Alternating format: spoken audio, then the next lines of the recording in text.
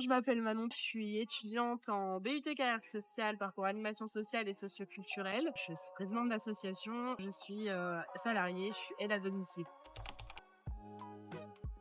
Alors ma journée type en tant qu'étudiante salariée, ça va dépendre des jours parce que je travaille pas toutes les journées. Généralement, c'est un réveil à 6h30, un départ à 7h pour aller en cours. On enchaîne la journée cours de 8h à 17h15. Je passe par chez moi me changer et à 18h, j'attaque le travail et je travaille jusqu'à 20h en aide à domicile et je rentre chez moi après pour me reposer. Je dirais oui et non. Oui, parce qu'évidemment, il y a une grande partie de fatigue parce que c'est des grosses journées. Mais d'un autre côté, je suis vraiment contente de faire ce travail. Donc, je suis heureuse d'être là. Et j'ai parfois même plus d'intérêt pour le travail que pour les études. Ça fait quand même une grande part d'heures où je suis pas en train de réviser ni en train de me reposer. C'est quand même un peu fatigant.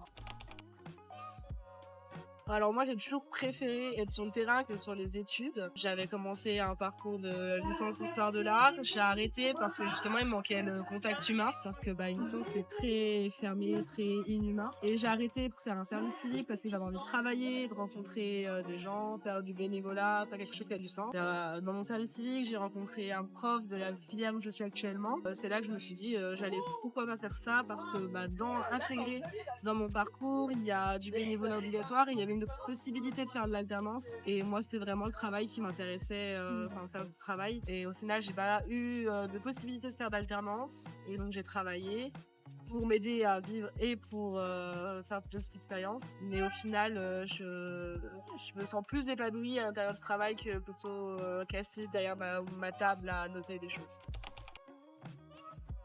Ça m'est déjà arrivé, notamment avec des cours où il y a des possibilités de faire des plus tard qui donneraient plus de points, mais où je travaille, où je suis obligée de refuser des sessions de révision où je ne peux pas aller, pareil à cause du travail, mais ça reste quand même assez minime en général. Du temps pour moi et du temps pour réviser, participer, c'est assez compliqué à trouver, j'admets. Avec mon travail, j'ai au moins une demi-journée une soirée de libre et je travaille qu'un week-end sur deux, ça permet quand même de trouver un petit juste milieu. Après, j'ai des emplois du temps qui varient toutes les semaines, donc je peux avoir des heures par-ci par-là où je prends pour réviser, mais surtout pour faire des actions pour l'association ou pour d'autres causes. La pression, c'est une bonne question. Je dirais, j'y arrive pas trop. J'ai pas le temps d'y réfléchir. J'ai pas le temps de me dire, là, c'est la cata parce que, je suis obligée d'enchaîner tout. Mais comme je l'ai dit, c'est des choses que j'ai fait parce que j'en avais envie aussi. J'étais auparavant dans un travail bien plus calme qui me permettait de travailler sur mes cours pendant mes heures de travail. Mais j'ai moi-même voulu changer pour quelque chose de bien plus intense. Je fais avec. Alors mon employeur, il me soutient beaucoup dans mes études. Il m'a déjà prévenu même lors de l'embauche que selon mes emplois du temps, selon ma pression, selon ma fatigue, je pouvais faire un petit peu moins d'heures si je voulais adapter mon contrat. Après, à travers les études, je dirais pas d'aide particulière, mais pas non plus de choses contre le fait que je travaille. Je suis traitée comme une étudiante quelconque.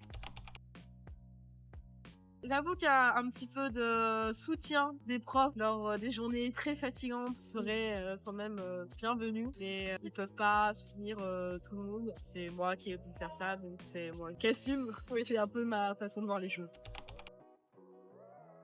Mieux gérer l'étude-travail, une journée de plus dans le week-end, plus de temps pour se reposer.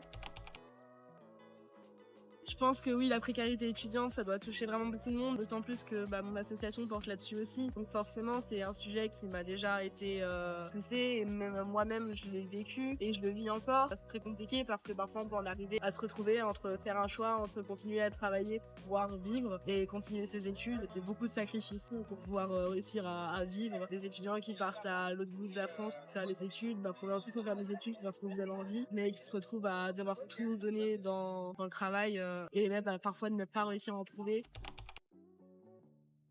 La précarité étudiante, c'est un sujet qui, selon moi, est pas encore assez pris en compte. Dans mon école, ça commence à être pris en compte. On retrouve des boîtes à dons, on a des ressourceries étudiantes, et nous-mêmes, on essaie de faire des actions du coup au sein de notre université. Après, en général, tant par le gouvernement et la France, je dirais qu'il y a quand même un manque. On trouve quelques petites aides. Une chose qui est bien, c'est que la bourse, par exemple, ne change pas que l'on travaille ou non. Mais si on commence à travailler, on perd les APL. Donc au final, ce qu'on gagnerait avec les APL, faut trouver un juste milieu. C'est comme les primes d'activité, il faut pas trop, mais il faut pas non plus pas assez. Et je pense qu'il y a un manque et il devrait avoir un appui en plus.